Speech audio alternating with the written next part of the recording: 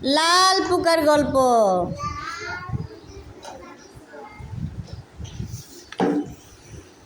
সকালে মিষ্টি রোদ উঠেছে।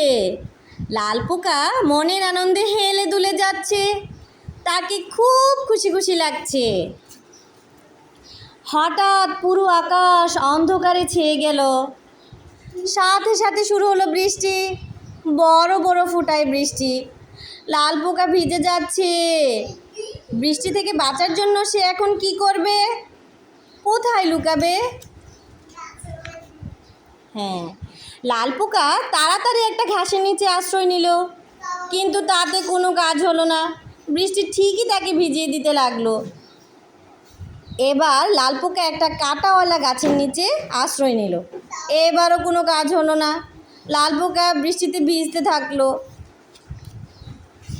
একটু ভেবে লাল পোকা গেল চিকন পাতার একটা ডালের নিচে। এখানেও সে ভিজে যাচ্ছে। এ কি বিপদ! শেষে লাল পোকা তাড়াতাড়ি করে গেল একটা কচু পাতার নিচে। যাক বাবা, এই পাতাটা বেশ বড়, এখানে আর বৃষ্টি পড়বে না। দৌড়ে দৌড়ে লাল পোকা ক্লান্ত চোখে রাজ্যের ঘুম নেমে এলো।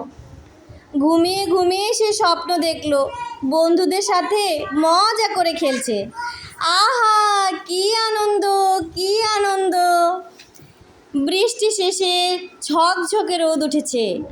লাল পোকা মনের আনন্দে বাড়ি ফিরছে। কেমন লাগলো?